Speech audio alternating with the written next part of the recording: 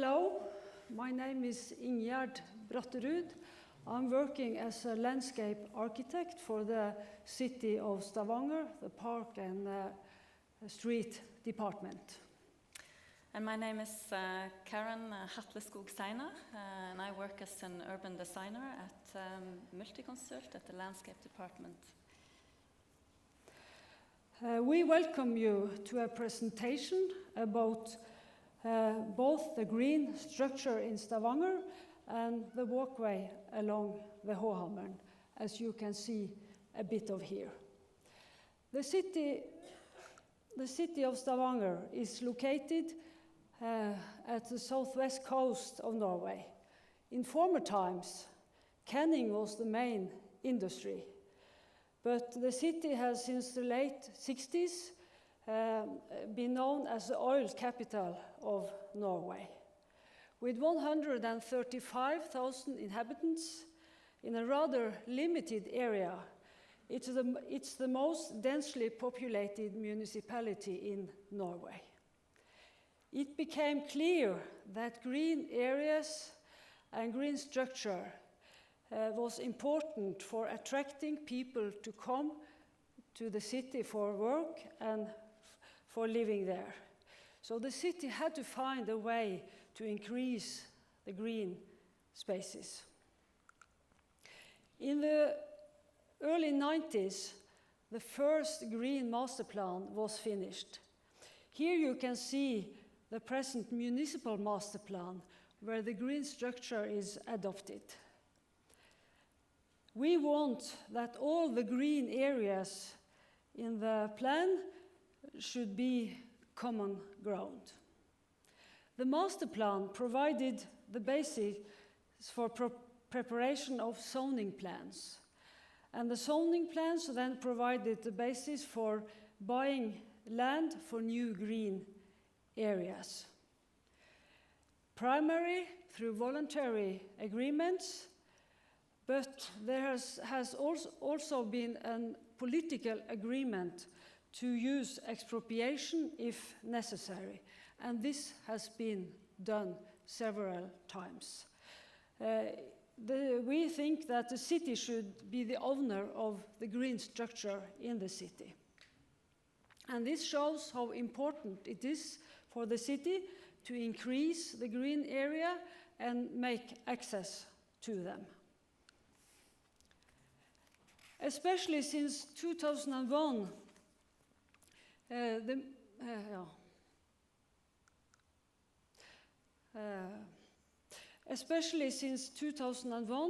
municipality of Stavanger has worked hard to improve the city's green infrastructure, including establishing footpaths to ensure that the inhabitants have access to the green spaces for outdoor activities and especially close to where they live.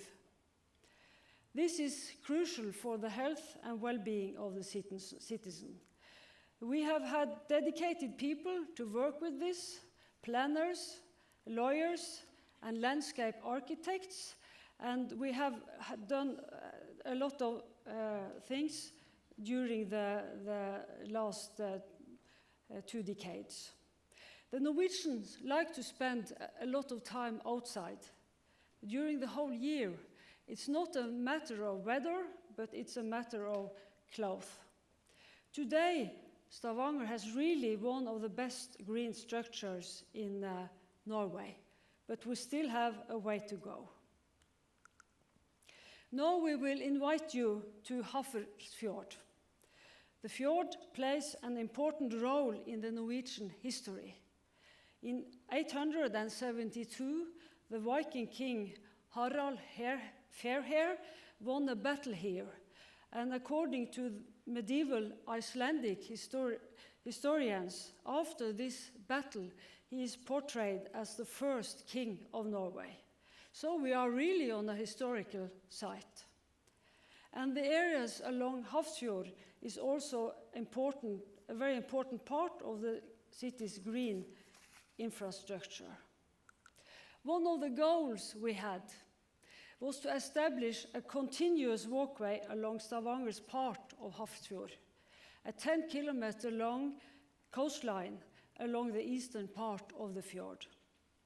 For many years, there was a missing link along the footpath. As normal, the most difficult parts are the last to be done, and so also here. Out of 10 kilometers, only 250 meters were missing. And you can see the white ring at the slide here. So it became very important to get this missing part built. Here you can see the undone part. The steep rock of Håhammeren was particularly challenging due to both topography and landscape. The rock plunges straight into the sea. We wanted a solution that took into account the natural environment and the terrain, as well as creating accessibility for all. We wanted this last part to be something special, more than just a walkway.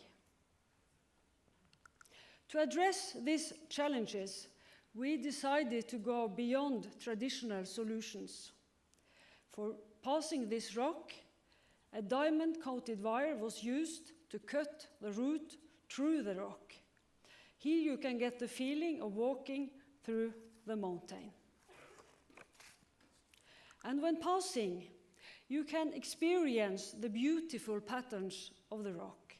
The patterns are really work of art from nature. Yes, like Ingjerd said, this is really a work of art from nature, but it also tells the story of how Norway came to be.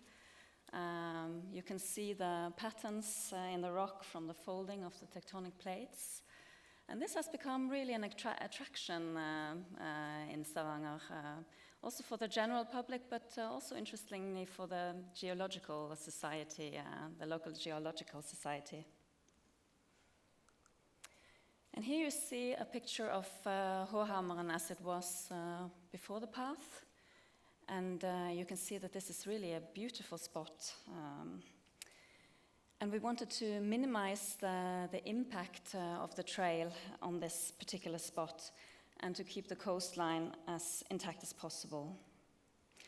And as Ingjerd said, there was also a very strong wish within the municipality to make this a destination in its own right, and hereby stimulating people to go for a walk.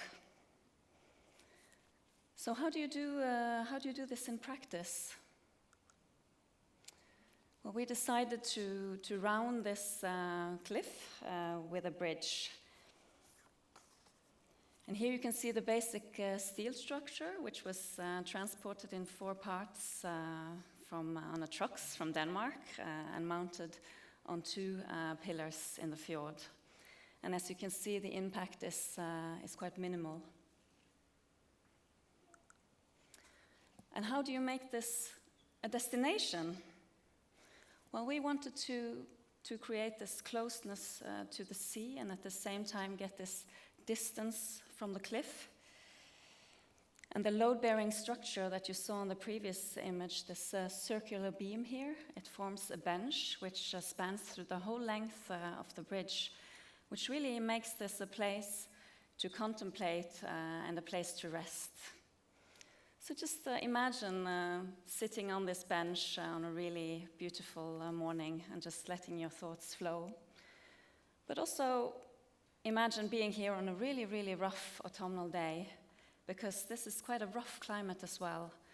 And because of this, it was important for us to use materials that can withstand this salty water and this autumnal storms.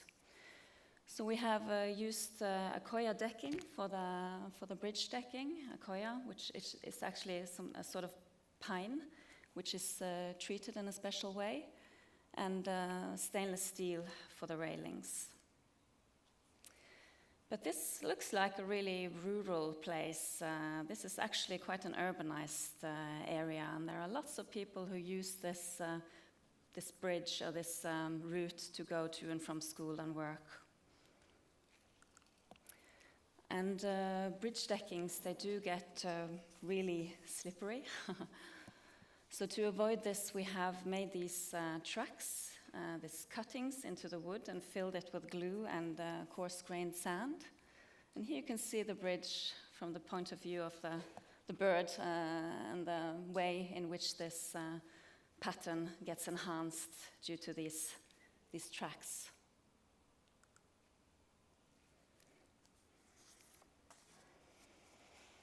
And in our part of the world, well, the northern hemisphere, the experience when it's dark is also a very important aspect, especially during the winter darkness.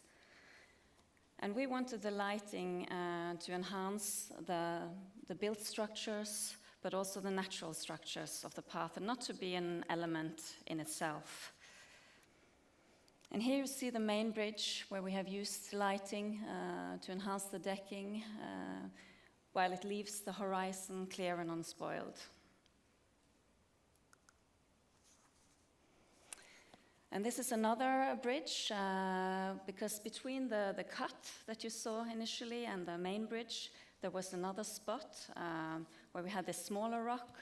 So instead of using dynamite, we cut out a ledge and we mounted this smaller undulating structure upon it. And here we have used the lighting to enhance this the surface of the mountain and also the shape of this cut.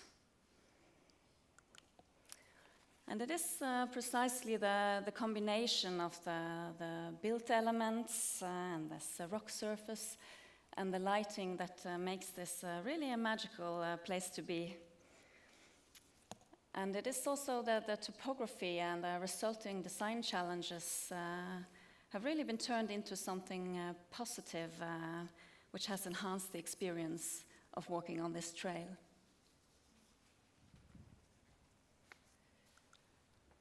This project has been a real success. Both because we finally got a continuous walkway along the fjord and because it became a very unique project. Instead of being just a walkway, this has become a place and a destination. And it's also a meeting place for people.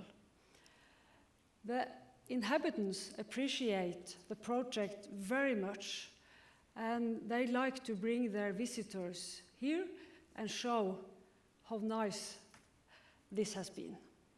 And like the Viking king, Harald Fairhair united the nation of Norway here for more than 1100 years ago, we have united the walkways along the Hafrsfjord to one continuous walkway. Thank you.